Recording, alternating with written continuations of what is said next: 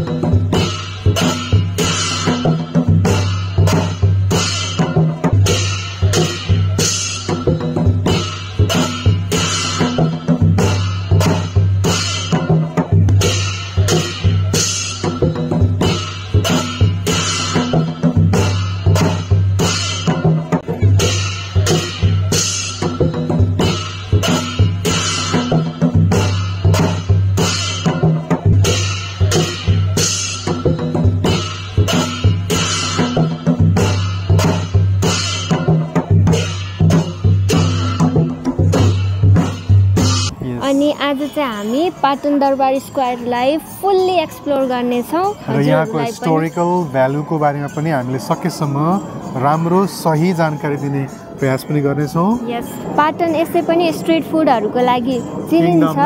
So हामीले पनि जति पोसिबल हुन्छ स्ट्रीट फुड्सहरु ट्राई गर्ने छौं।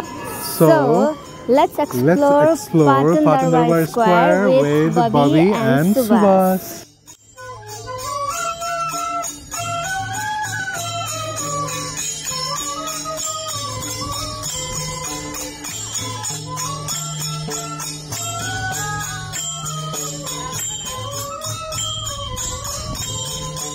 सो हामीले चाहिँ पाटन दरबार स्क्वायर भित्र रहेको गणेशजीको चाहिँ दर्शन गरिसक्यौं। अब चाहिँ हामी कृष्ण भगवानको दर्शन गर्दै छौं। यहाँको एकदमै प्रसिद्ध मन्दिर पनि मानिन्छ। अनि यो मन्दिरमा चाहिँ यो तलको पार्टमा चाहिँ रामायणको सबै इभेन्ट्सहरु चाहिँ कार्भ गरिएको छ स्टोनमा। अनि भनिन्छ कि यो होल मन्दिर नै एउटा सिंगल स्टोनबाट बनाइएको, एउटा सिंगल ढुङ्गाबाट बनाइएको पनि भन्ने गरिन्छ।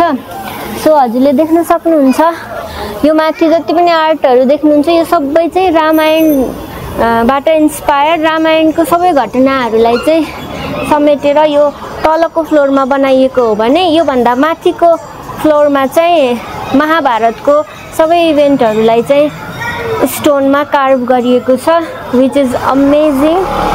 मन्दिर एउटा ओपन लाइब्रेरी हो। जसरी हामीले चाहिँ मन्दिरमा आएर संस्कारहरु सिक्न पाउँछौं।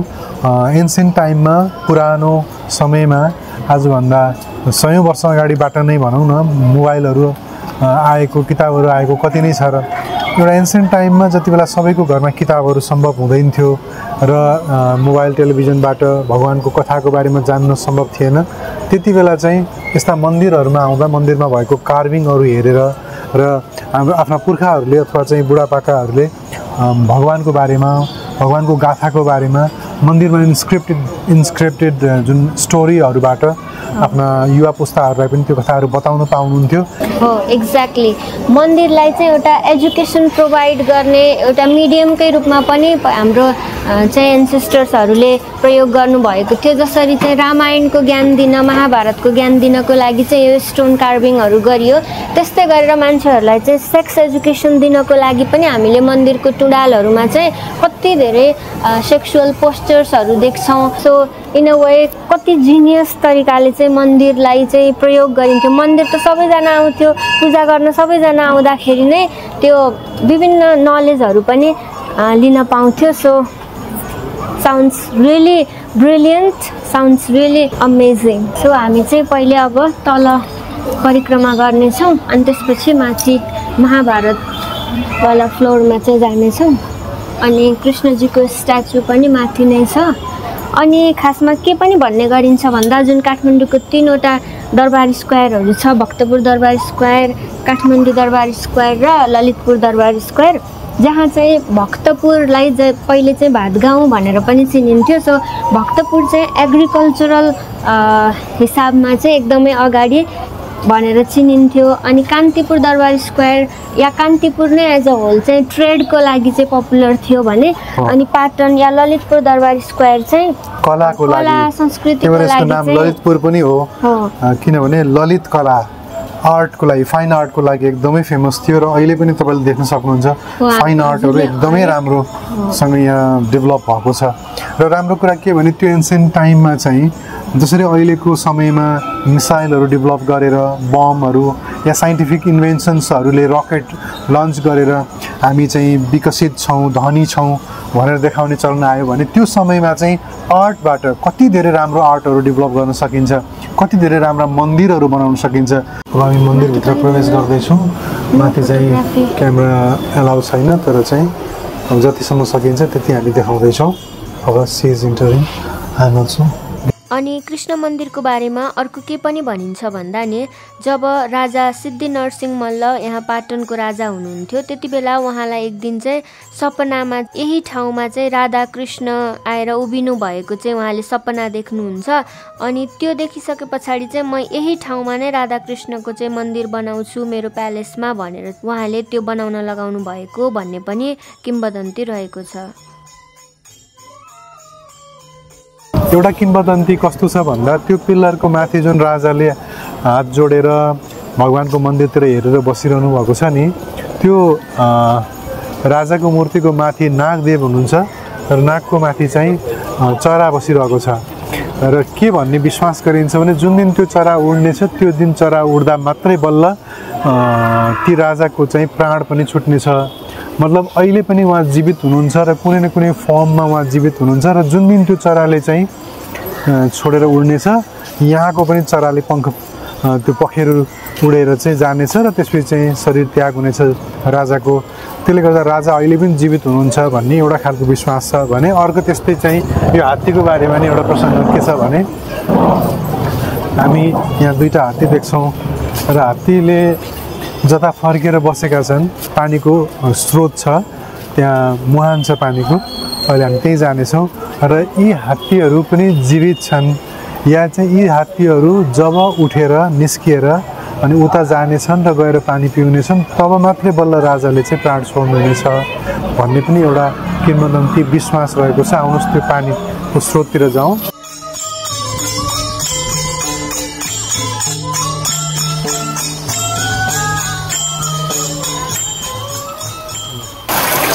आहा, यति चिसो पानी छ, ओहो हो वाह। कति राम्रो पत्थरमा यो पानी राख्नु छ,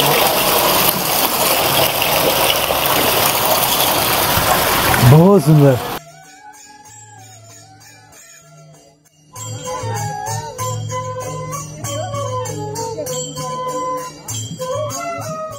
यो मन्दिर चाहिँ भीमसेनको मन्दिर हो। अनि भीमसेनलाई चाहिँ मोस्टली पावरको लागि अनि ट्रेडको लागि चाहिँ मान्ने गरिन्छ। सो हजुरले कति धेरै नेवारी सप्सहरूमा, स्टोर्सहरूमा या घरैहरूमा पनि भीमसेनको चाहिँ धेरै स्ट्याचुजहरू देख्न सक्नुहुन्छ। त्यो चाहिँ राम्रोसँग व्यापार राम्रो होस् र चाहिँ पावर स्ट्रेन्थको लागि पनि भीमसेनलाई चाहिँ विशेष गरेर मान्ने गरिन्छ। र भीमसेनको मन्दिर चाहिँ ललितपुर दरबार स्क्वायर, काठमाडौँ दरबार स्क्वायर र भक्तपुर दरबार स्क्वायर 3वटामा नै छ। किनभने त्यति बेलाको 3नै ठाउँको राजाहरूलाई चाहिँ पावर चाहिएको थियो, राम्रो ट्रेड चाहिएको थियो। सो यो मन्दिर चाहिँ 3वटै दरबार स्क्वायरमा चाहिँ देख्न सक्नुहुन्छ।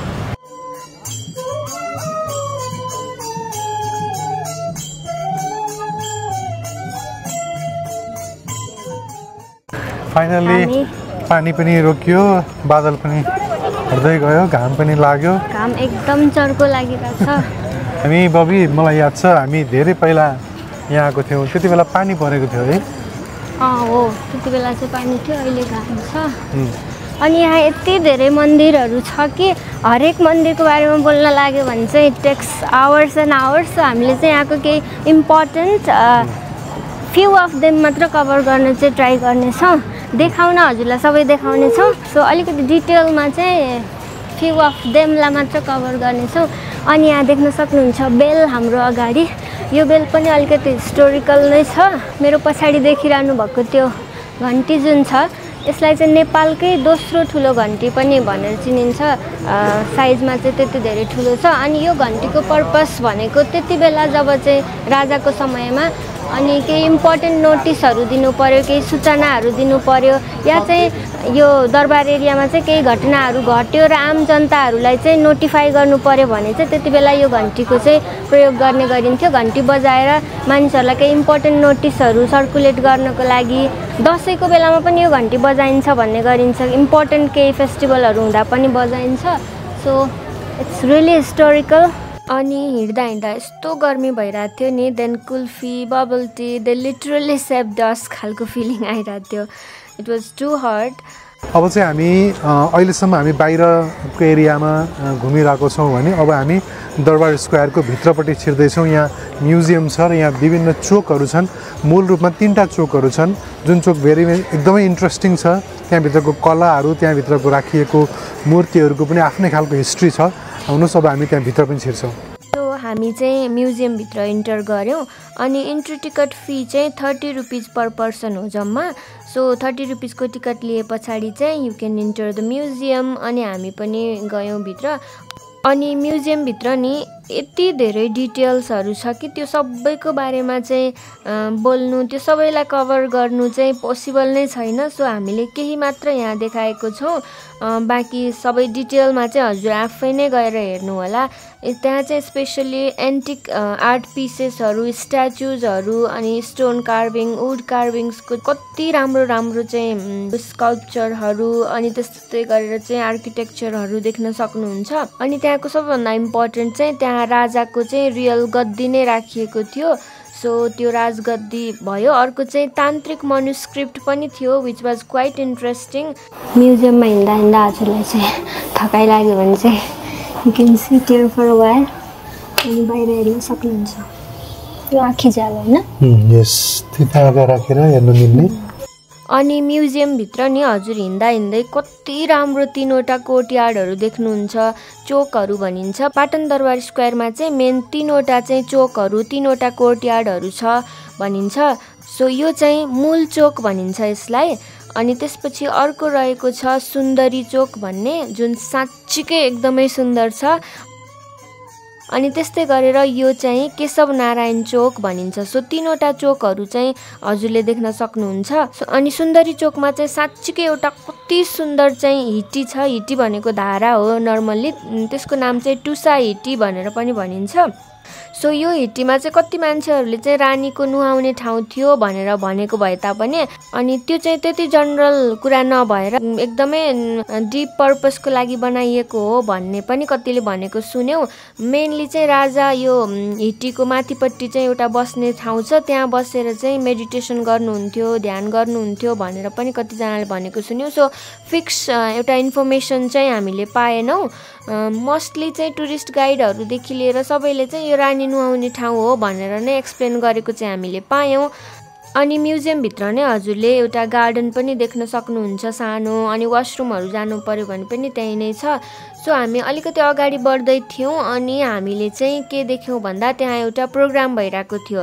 हामी चाहिँ एकल महिला दिवसको दिनमा गएको भएर चाहिँ त्यहाँ हातले बनाउनु भएको ह्यान्डमेड चिजहरू अनि लोकल चिजहरू चाहिँ सेल गर्न राख्नु भएको थियो। सो हामीले पनि त्यहाँ स्टलहरू भिजिट गऱ्यौँ, हेऱ्यौँ, अनि एकदमै लोकल्ली प्रड्युस कुराहरू थियो। अनि त्यस्तै गरेर चाहिँ ढाकाको ह्यान्डमेड कपडाहरू थियो, टिपिकल नेवारी अटायर्सहरू पनि थियो। अनि यहाँ एकछिन घुमिसके पछाडि चाहिँ we also got few things for us just to support the local vendors. अनि यहाँ चाहिँ हामीले एउटा सेनिटरी प्याड पनि बेचिरहनु भएको देख्यौँ। अनि त्यसपछि what's so special about this भन्दाखेरि उहाँले चाहिँ के भन्नुभयो भन्दा यो प्याड चाहिँ बायोडिग्रेडेबल हो, 1 महिनामा नै चाहिँ डिग्रेड हुन सक्छ, 1 महिनामा नै डिस्पोज हुन सक्छ।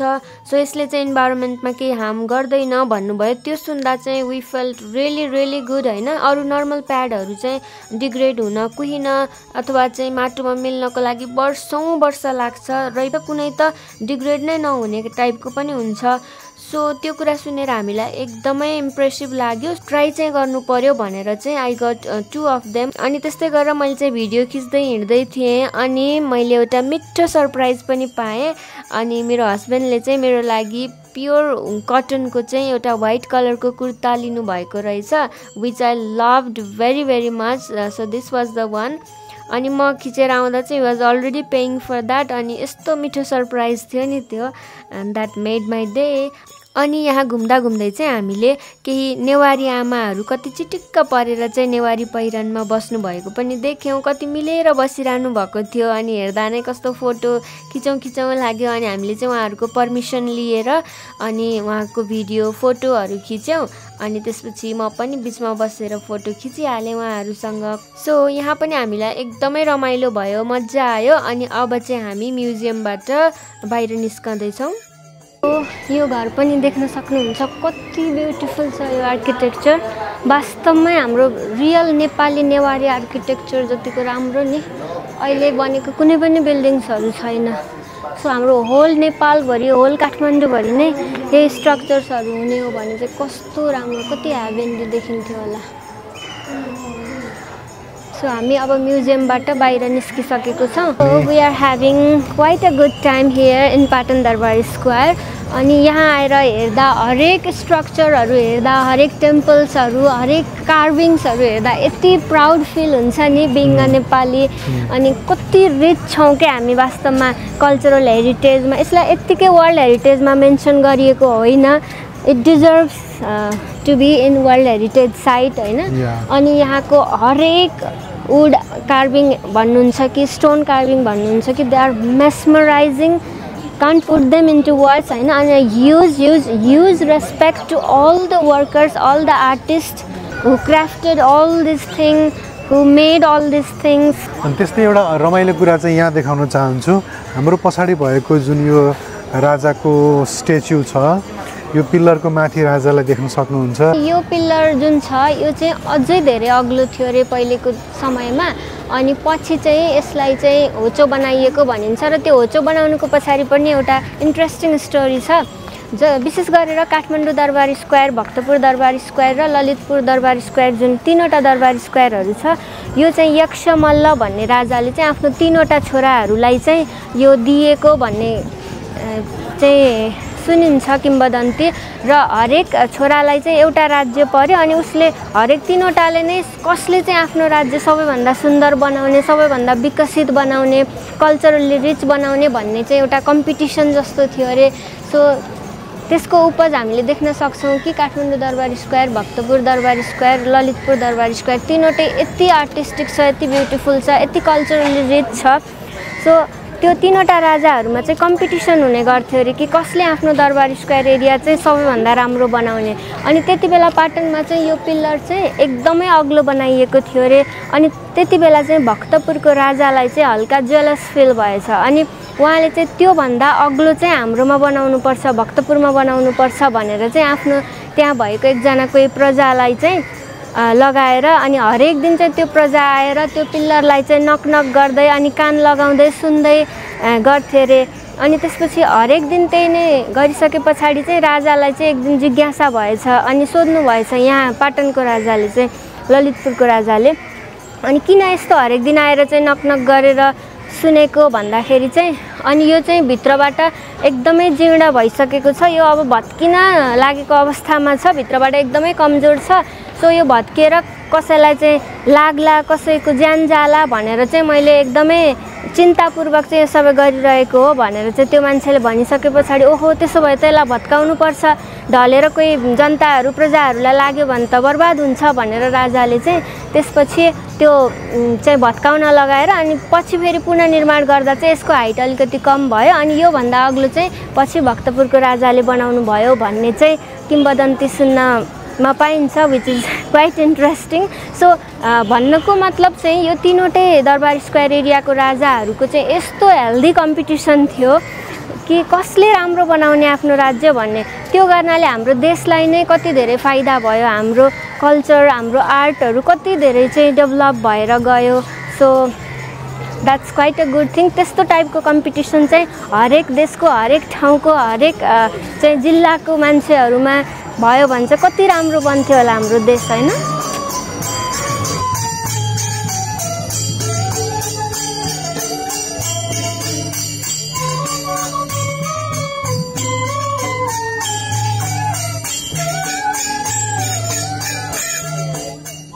सो हजुरहरूले यो माथि झुन्डिरहेको देख्न सक्नुहुन्छ, द्याट्स बफेलोज इन्टेस्टाइन। यो चाहिँ बफेलोको चाहिँ इन्टेस्टाइन हो। अनि यहाँ झुन्डाउनुको कारण भनेको चाहिँ यहाँभित्र चाहिँ हामी अहिले चाहिँ जान मिल्दैन। यहाँभित्र नर्मल्ली चाहिँ बलि दिने ठाउँ हो। सो यहाँ चाहिँ हन्ड्रेड्स अफ बफेलोज र अनि गोट्सहरू सिप्सहरूको चाहिँ बलि दिन्छ यहाँभित्र।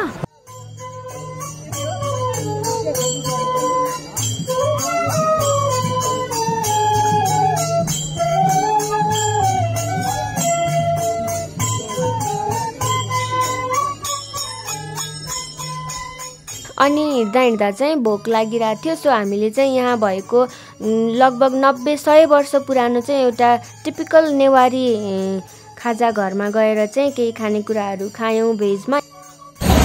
दरबार स्क्वायरको भ्यू पोइन्ट हो। यो कपडाहरूको बिचबाट जान सकिन्छ।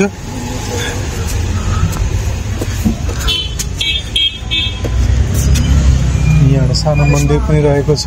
अनि मन्दिरभन्दा यता बबी अलरेडी आएर बसिरहेकी छिन्।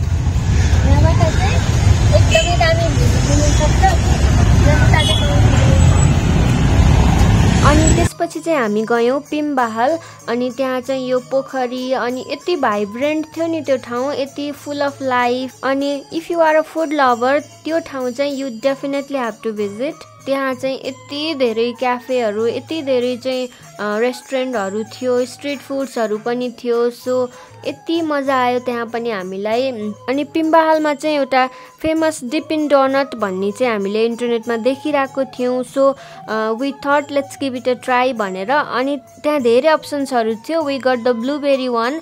अनि यति मिठो थियो कि I can't put into words. यस्तो मजा आयो नि, बर्स्ट अफ फ्लेभर, प्यालेटलाई चाहिँ एकदमै मजा दिने टाइपको फुल अफ फ्लेभर, मस्ट रिकमेन्डेड। एकदमै नै मजा आयो। अनि पिम्बाहालबाट चाहिँ हामी सिधा गयौँ गाबाहाल। अनि त्यहाँ पनि एउटा फेमस पिज्जा सप छ, पिज्जा ब्लेसिङ्स भन्ने। अनि त्यहाँ गएर हामीले चाहिँ त्यहाँको राम्रो पक्ष भनेको चाहिँ you get a slice pizza. हजुरलाई धेरै एपिटाइट छैन, धेरै खान सक्नुहुन्न, फुल पिज्जा खान सक्नुहुन्न भने चाहिँ you get a slice there. उहाँको विशेषता नै त्यही हो त्यहाँको। सो हामीले पनि पिज्जा स्लाइस लिग्यौँ। That also was too good. Patan चाहिँ स्पेसली फुडकै लागि भनेर पनि कति धेरै मान्छेहरू गइरहनु भएको हुन्छ। सो फुड लभरहरूको लागि चाहिँ पाटन इज अ प्याराडाइज। पेट पूजा गरिसक्दाखेरि चाहिँ लगभग 4-4:30 हुँदै थियो। अनि हामी फेरि चाहिँ मन्दिर एरियामा नै फर्केको थियौँ। अनि त्यहाँ we got to see a very interesting thing. त्यहाँ चाहिँ एकजना नेवारी आमाको चाहिँ हाम्रो चाहिँ 84 पूजा भनेको जस्तै उहाँहरूको चाहिँ कति 88 वर्ष पुग्नु भयो भन्दै हुनुहुन्थ्यो। सो त्यो एजमा चाहिँ त्यो पूजा हुँदै रहेछ। अनि कति धेरैजना चाहिँ नेवारी कस्ट्युममा अनि त्यो ड्रमहरू बजाउँदै नेवारी बाजाहरू बजाउँदै आउनु भएको थियो। सो कस्तो जात्रा हेरेको जस्तो फिल पनि भइरहेको थियो। मिठो म्युजिक अनि नेवारी कल्चरल ड्रेसेस। हामीलाई चाहिँ नयाँ लाग्यो यो कुरा चाहिँ। नेवारी 84 पूजा चाहिँ देखेको थिएनौँ, एक्सपिरियन्स गरेको थिएनौँ। सो त्यो पनि एक्सपिरियन्स गर्ने चान्स मिल्यो। अनि त्यो पनि हामीले क्याप्चर गऱ्यौँ। अनि फर्स्टमा आएको म्युजिक जुन हजुरले सुन्नुभयो हाइलाइटमा, त्यो पनि हामीले यहीँबाट नै युज गरेको हो। त्यति मिठो म्युजिक थियो। सो एज अ होल हाम्रो दिन चाहिँ एकदमै रमाइलो, एकदमै फन फिल्ड भयो। धेरै पछि पाटन दरबार स्क्वायर आएको। We really had good time. So with this we have come to an end of this vlog. अनि हामीलाई and we had really good time here in Patan Durbar square. एकदमै मजा आयो। अनि त्यसपछि यहाँको म्युजियमहरू भिजिट गर्नु, यहाँको आर्ट, यहाँको चाहिँ यो ओभरअल यो हेरिटेजमा घुम्दा नै इट फिल्स रियली गुड। र राम्रो कुरा के भयो भन्दा यहाँ आज हामी आएको बेलामा मैले मेरो पुरानो एकजना साथी पनि भेट्ने अवसर पाएँ। So it's time to say bye. अनि अब अर्को डेस्टिनेसनमा चाहिँ फेरि भेटौँला। हवस् त। नमस्ते बाई अनि फर्किने बेला शङ्खमुलमा रहेको चियावालामा गएर मिठो चिया र तातो तातो आलुचप खाए पछाडि we called it a day. Thank you so much for watching. Bye bye.